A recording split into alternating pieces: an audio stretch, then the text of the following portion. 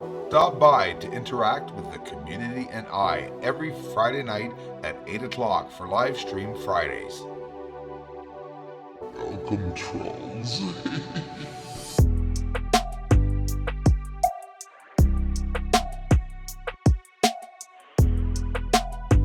First sees all.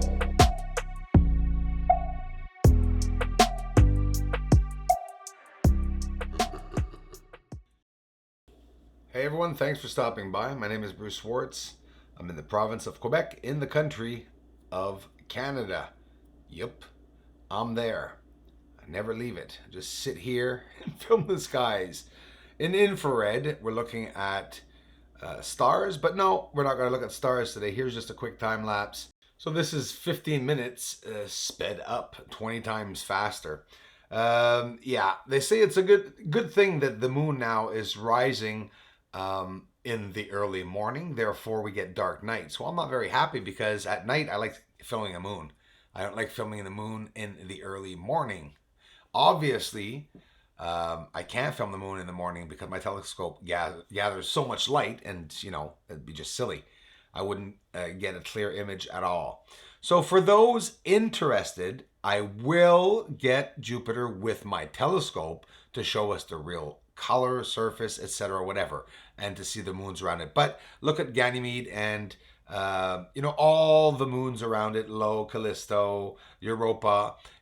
I'll show you a couple of scenes of Jupiter. This was last night, and I still have to go through all the footage, guys. Listen, I was outside from 8 o'clock last night to 6:15 a.m. this morning getting infrared footage, and the moon came up at like 3:30 in the morning. I was just about to go to bed, so I said, well, may as well go out because this was beside it. And I said, wow.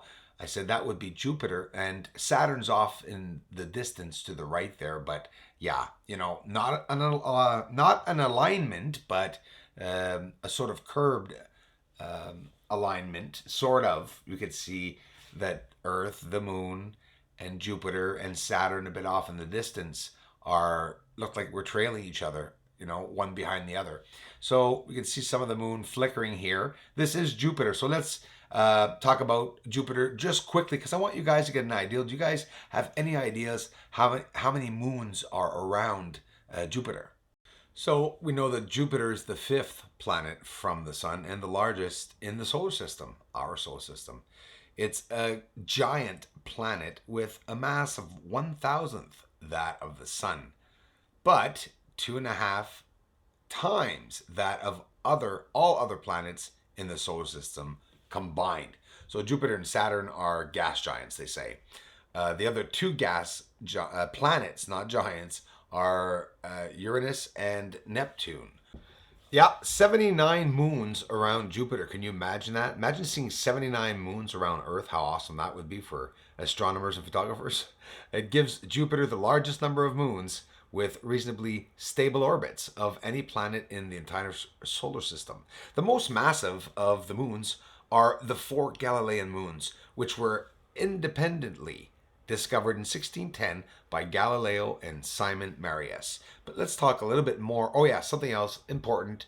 They were the first objects found to orbit a body that was neither Earth nor the Sun. So that's very important. So Galileo, because of him and Marius, Simon Marius, well, these moons are very well known, the Galilean moons. So let's go see those, which are the four largest moons of Jupiter. So we're talking about not Lo, but Io. It's a letter I and O together, and that's how it's pronounced. Io, Europa, Ganymede, and Callisto, or Callisto, right? They were first seen by Galileo in December 1609 or January, they're not sure, 1610. Who cares? And recognized by him as satellites of Jupiter in March 1610.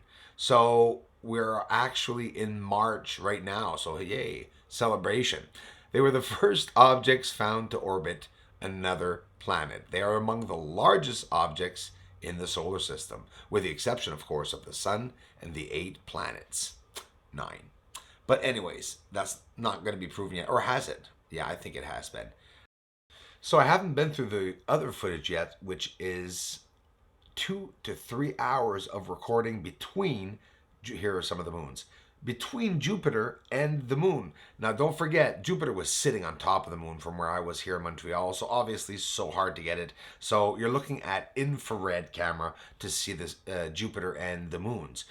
Don't worry, I'll do it with the telescope so we can get a nice clear view. But still, reading the radiation with the infrared camera, that's cool. We could really pick up these objects, of course, because the camera goes and gets the light automatically. So I'm filming a lot between Jupiter and the moon. I'm looking for asteroids, meteorites, the elliptical. That's where the moon, the sun, and everything goes by in that line over us. And when it does, well, it seems that the asteroids are attracted to them and they will follow them. So here during any moon phase, when you see the moon outside, film around the moon, guys, and you will see some asteroids and meteors for sure. Ganymede, Europa, Io, and Jupiter in the center. Just a few of the moons and distances around them. Sometimes they're aligned, right, as they're going by. So when you're taking a picture of this, sometimes you can see one of the moons, some of the moons, they're never in the same place. If I was to do a time lapse. Here, guys, I wanted to show you how close to the moon we are. That's the light that you're seeing interfering just on the left from the moon there. So it was hard to try to focus solely on Jupiter. But don't worry, like I said, I'm going to get a lot of better views than this. But I'm really happy to have been able to do it with the infrared camera. Now, if something was transiting, like it is right now, we're seeing it, but if something was right in the center of Jupiter, we would see it with the infrared camera. And here, if you're looking around, what I'm showing right now are the moons, some of the moons that are around Jupiter that we can see. Hey, 79 moons, can you think of it? So the ones we're seeing are obviously the bigger ones, which are the Galiliean moons. These, in the distance, you can see the other moons flickering. There's quite a few of them in the back there. We can see it, but obviously that's all we're going to be able to do is see it this way with the camera. But the telescope, I can't wait to try it. Here's zoomed out. You can see, definitely see the moons, some of the moons around Jupiter, even some of the far ones, which would be Callisto. Yeah, pretty cool to be able to get a chance to see it because I haven't really concentrated on the planets either. I'm not going to take my attention off of the moon, obviously, but hey, speaking of the moon, 4 a.m., 3:30, 4 a.m., it was coming up on the horizon, and this is what I saw beside it.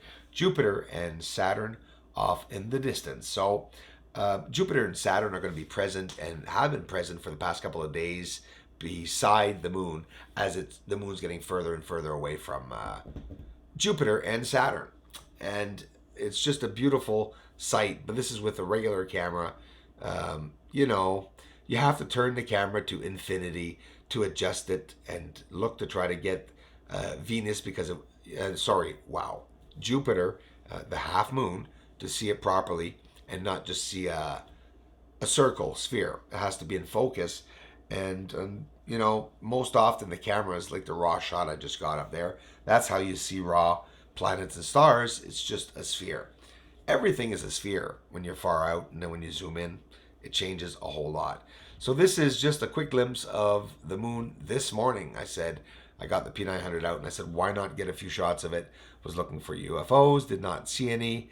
And it wasn't long after this that the sun had come right back up. So I'm going to look at that footage now. Yesterday's infrared footage, guys, 8 o'clock at night to 6:15 a.m. this morning. That's how long I was outside filming.